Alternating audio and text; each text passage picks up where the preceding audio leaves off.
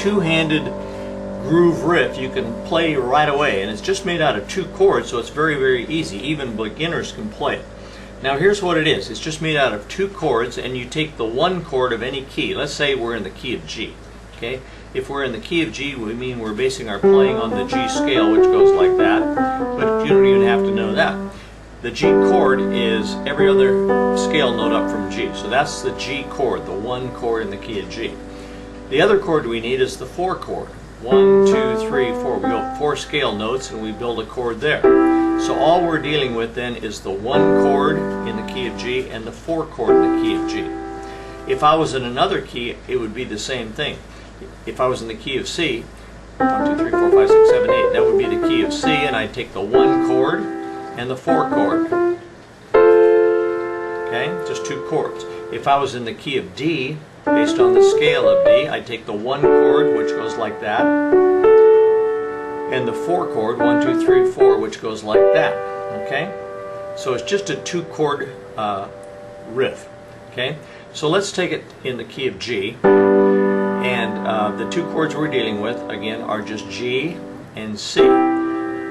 But it's not too cool if we just play them in root position, so we're gonna invert them. We're gonna turn them upside down. So I'll take the G chord and take the bottom note off the G chord and put it on top. That's the first inversion of the G chord. Now I'll take the bottom note off again and put it on top, and that's the second inversion of the G chord. Okay, so that's the chord we're going to deal with, the G chord in its second inversion. Now all we do to find the C chord is simply keep the middle note but move the top note up 1 scale note and the bottom note up 1 scale note. So that's the C chord. You see, it's the C chord upside down is what it is. Okay, it's the first inversion of the C chord. So we're taking the G chord and the C chord, and if you want to, you can keep your index finger right in the middle and then just move up your fingers like that. You see that? Let's move this down an octave so it sounds a little more resonant. Get a bigger sound here. If you're a beginner, just practice that. Keep your little finger on G and move your top and bottom fingers up. Okay? Now you can get a little different sound if you slide your index finger off of G flat to G, like this, as you play the chord. Now let's play the chord twice, the G chord twice and the C chord twice, like this. 1, 2, 1, 2, 1, 2, 1, 2, 1, 2, 1, 2, 1, 2, 1, 2. Now let's syncopate it instead of steady. See, that was steady, right? But let's syncopate it by making it long, short, long, short, long, short, long, long, short, long, short, long, short, long, short, long, short, long, short, long, short, long, short, long, short, long, short, long. And then let's play the G chord with our left hand. Not the G chord, the G octave. Okay? So we just play a thumb on G and a little finger. You probably can't see that, but my little finger's on the G below that. Okay, and I have my foot down on the damper pedal, part of the time anyway, to hold the chord a little bit to give it, make it last a little longer. Okay, so I'm going to do this slowly now.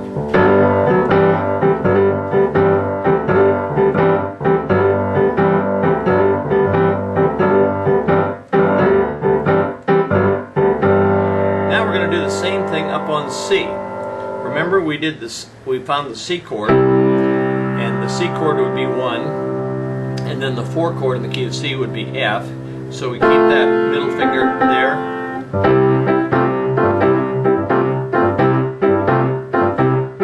Now back to G.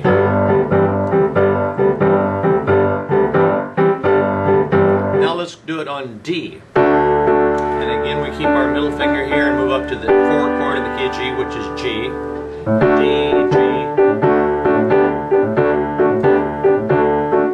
Let's drop down to C. And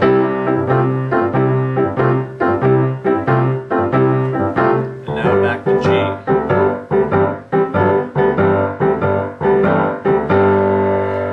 Now what we've just done is we've played the whole blues, the 12-bar blues, using just those 2 chords in each setting, okay?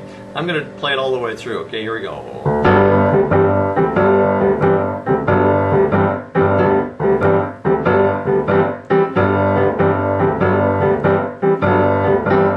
Now up to C.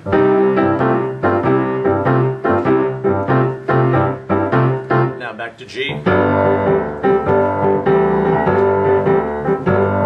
Now up to D. Now down to C.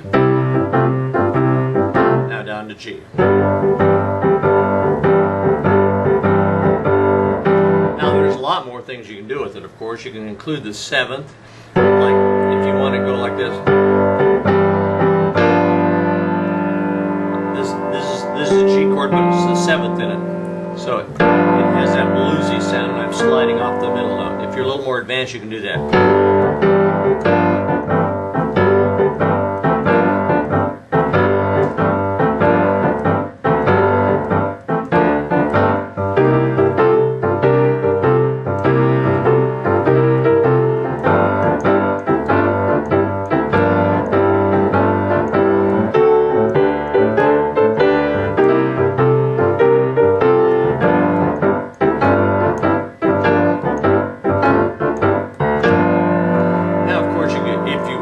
That's kind of a Kansas City blues kind of thing, but if you want a regular steady rock beat, there's all kinds of rhythms you could use, or if you're into jazz.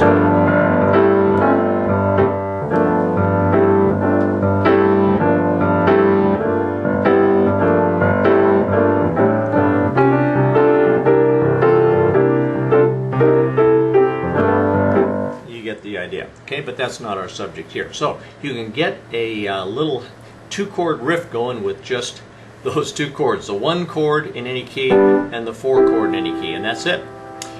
Well, thanks for being with me, and then if you're not already signed up, come on over to playpiano.com and sign up for our free newsletter, would you? Because every day we send out chord tips of all sorts about piano chords or about chord progressions. If you're already signed up for the newsletter, or even if you aren't, then after you sign up, come on over to Play Piano Catalog. That's where our courses are.